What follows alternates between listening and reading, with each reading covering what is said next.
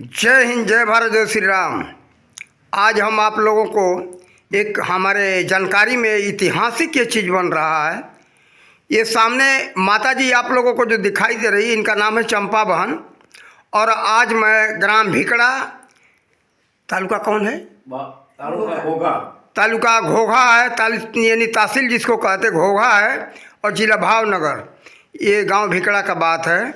माता जी कल मुझसे कहने लगी कि हमारे 3 लड़के हैं, तीनों लड़के और तीनों लड़के की बहुएं हमको बहुत मानते। और लड़के की ये बापू का नाम है बावन दास जी महाराज।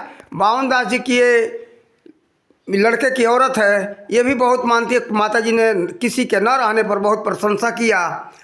और ये माता जी कहने लगी कि बहुत लोग ऐसे रोते हैं कि हमारा कोई सेवा नहीं करता, ना हमारे लड़के की बहू मानती है, ना हमारे लड़के की लड़की जो है, लड़के की लड़का है उसकी बहू मानती है, ना कोई हमको मानता नहीं, सब लोग रोते रहते हैं।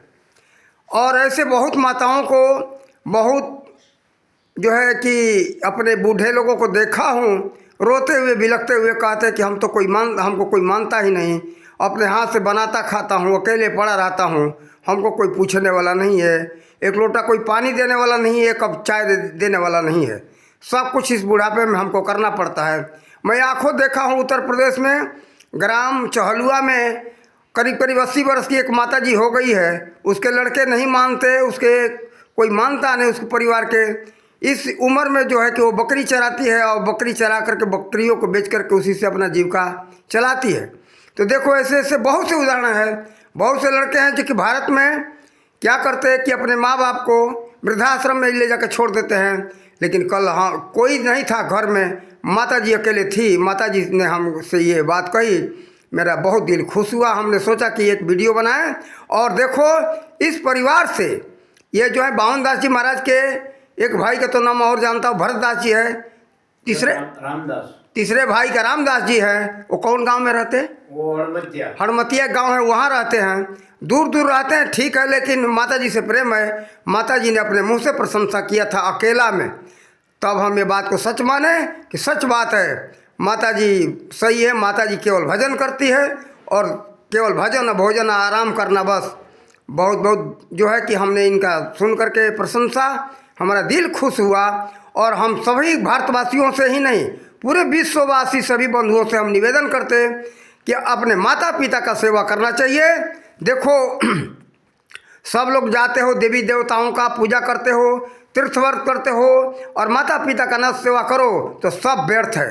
देखो ईश्वर का सभी जगह वास है। सबसे पहले माता का नाम आया कि स्तुति में कि तमेव माता च पिता तमेव, तमेव बंधु च सखा तमेव, तमेव विद्या द्रविणम तमेव, तमेव सर्वम मम देव देव। सब कुछ है, लेकिन सबसे पहले माता और पिता हैं। इसलिए देखो माता पिता का अवश्य सेवा करो। माता पिता का सेवा कर लिए तो समझ लो कि सभी तीर्थ हमने कर लिया और सब पूजा हो गया। अगर माता को दुखी करते हो, देखो माता जो है कितना कष्ट उठाती है बच्चे को पालने में, ये जरा तो ध्यान तो दो। गर्भ में रखती है, वो उस समय उसको कष्ट होता है, हर बात पर ध्यान रखना पड़ता है कि बच्चा हम कैसे सुरक्षित रहे, क्या खाऊं, कैसे हमारा बच्चा अच्छा रहे।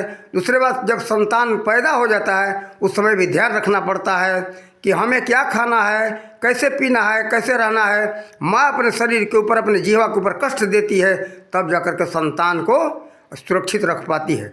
इन सब बातों को ध्यान में रखना चाहिए। दूसरी बात, शौच कर देता है उसको भी माँ बर्दाश्त करती है, पेशाब कर देता है तो भी उसको बर्दाश्त करती है, कितना कष्ट उठाती है। ये सब बात को ध्यान में रखना चाहिए।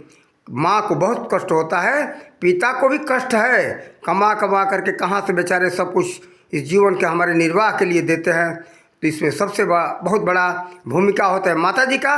पिताजी का भी 80% है, यानी 80%, और ये पिताजी का तो समझ लो 20% हम मानते हैं। लेकिन संस्कार देने में, माताओं का संस्कार देने में 95% भूमिका है, सेवा करने में 80%।